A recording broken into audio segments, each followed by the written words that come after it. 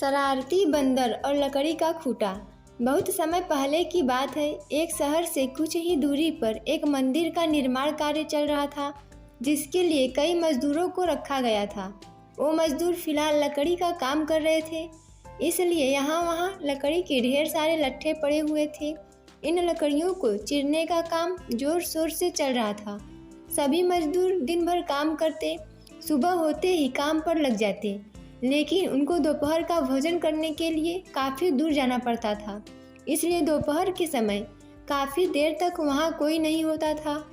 एक दिन की बात है, खाने का समय हुआ और सारे मजदूर काम छोड़कर खाना खाने के लिए चल पड़े। इनमें से एक लट्ठा आधा चीरा ही रह गया था। उस आधे चीरे लट्ठे में मजदूर लकड़ी का कीला फंसा कर चले गए, ताकि वापस आने पर जब वो दोबारा काम शुरू करें तो आरी घुसाने में आसानी रहे।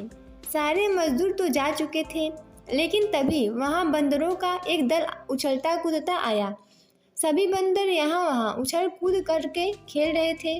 उनमें एक बंदर कुछ ज़्यादा ही शरारती था। वो बिना मतलब चीज़ों से छेड़छाड़ करता रहता था। यह उसकी हमेशा की ही आदत थी। बंदरों के सरदार ने सबको वहाँ पड़ी चीज़ों से छेड़छाड़ न करने का आदेश दिया था, पर वो शरारती बंदर सबकी नज़रों से बचकर वहाँ रखी हुई चीज़ों से खूब छेड़छाड़ करने लगा। कुछ ही देर में उसकी नज़र उस अधचीरे लट्ठे पर पड़ी। फिर क्या था, वह उसी के साथ खेलने लगा। उस लट्ठे को यहाँ वहाँ घूम घूम कर देखने लगा।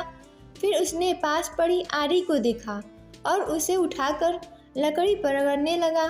थोड़ी देर बाद वह दोबारा लट्ठे के बीच फंसे कीले को देखने लगा।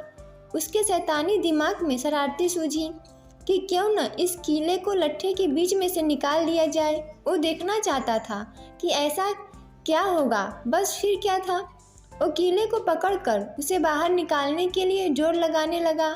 लट्ठे के बीच फंसाया गया कीला तो दो पाटों के बीच बहुत मजबूती से जकड़ा हुआ था, लेकिन शरारती बंदर ने हार नहीं मानी और बंदर खूब जोर लगाकर उसे हिलाने की कोशिश करने लगा।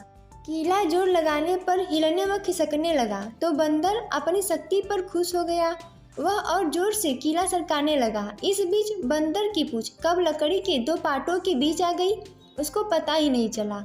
उसने उत्साहित होकर जोर लगाया और जैसे ही कीला बाहर खींचा, लट्ठे के दो चीरे भाग क्लिप की तरह जुड़ गए और बीच में फंस गई बंदर की पूंछ। बंदर दर्द से कराह उठा। वो बुरी तरह जख्मी हो गया था। तभी मजदूर वहां लौटे तो उन्हें देखते ही बंदर ने भागने के लिए जोर लगाया और उसकी पूंछ और भी बुरी तरह से जख्मी हो गई। इस कहानी से यह सीख मिलती है कि दूसरों के कार्य में दखल अंदाजी करने वाले का अंजाम बुरा ही होता है। जिन चीज़ों से हमारा वास्ता न हो, उनके चक्कर में कभी नहीं पड़ना चाहिए। दोस्तों, ऐसे ही वीडियो देखने के लिए हमारे चैनल को सब्सक्राइब करें, वीडियो लाइक और शेयर करें।